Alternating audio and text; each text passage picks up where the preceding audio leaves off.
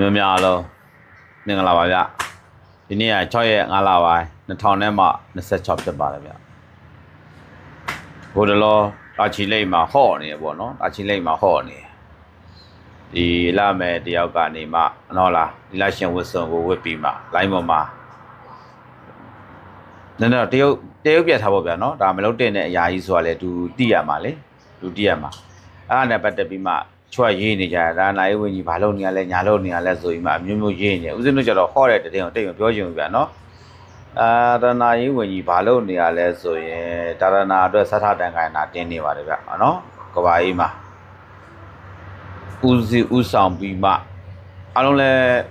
ညင်းနေပါတယ်ဗျာနော်ဒါနာရေးဝင်ကြီးလည်းဒါမျိုးအရာတွေကိုမြင်လုံးဝလည်းခွင့်မလွတ်ပါဘူးဗျဘာဖြစ်လို့လုံးဝခွင့်မလွတ်ဘူးလို့ရှင်ဘုရားကပြောနိုင်တာလဲဆိုရင်ဒါနာရေးဝင်ကြီးအဆက်အထဲမှာဥတင်ဦးလွင်ကတော်တဲ့ထဲမှာတယောက်အပါဝင်ရှိတယ်နော်ဒကာရုပ်ဥတင်ဦးလွင်ကတော်တဲ့ထဲမှာတယောက်အပါဝင်ရှိတယ်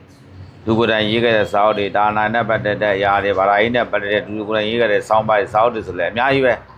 ဒါသူလှူလိုက်တဲ့အရာတွေတောင်မှဥစဉ်စီမှာအများကြီးပါပဲနော်သူနဲ့ဥစဉ်နဲ့စကားပြောတဲ့အခါမှာလည်းဒါဒုံနည်းတူစွာပါပဲတော်တော်များများတွေ့ရတယ်နော်ဒကာကြီးဒါနေဦးလွင်နဲ့ဒါပတ်သက်ပြီးမှဒါပြောချင်းဖြစ်ပါပြီဗျာနော်အဲဥတုဦးလွင်လားဆိုတို့နောက်မှာရှိတဲ့ဒါနိုင်ညွှန်မှုတွေဒါအတွင်းဝင်နေညွှန်ချုပ်တွေကလည်းဒါလက်မခံပါဘူးဗျာနော်ဒါနာရေးကိစ္စတူကူဒါလောက်သွားမယ်ဆိုတော့ဒါလေးကိုတော့တီးဖို့လိုပါနော်အခုတော့ရှိရပါဒီပွဲကိုစီစဉ်တဲ့သူကဟာသူနဲ့မဆိုင်ဘူးပေါ့စင်မော်တက်လာပြီးမှသူကဒါစင်မော်တက်လာပြီးမှဒါတူတိရတဲ့အတွက်ကြောင့်ဒါနဲ့ပတ်သက်ပြီးပါဒါကတော့ပုတ်ချတယ်လို့ပဲအတိုင်မင်းပြီးမှချင်းပုတ်ချတယ်လို့ပဲဦးဇင်းတို့ကတော့မြင်မိပါတယ်နော်တုံးတက်ပြီးတယ်ပေါ့နော်မြင်မိပါတယ်အဲ့တော့ပြောချင်တာကတော့ဒကာရုပ်ဥတင်ဦးလွင်လက်ထက်မှာဒါနာရေးနဲ့ပတ်သက်ပြီးမှဗလာရေးနဲ့ပတ်သက်ပြီးမှဖြစ်လာတဲ့အရာတွေစော်ကားလာတဲ့အရာတွေဆိုလို့ရှိရင်ဆက်ထိမခံ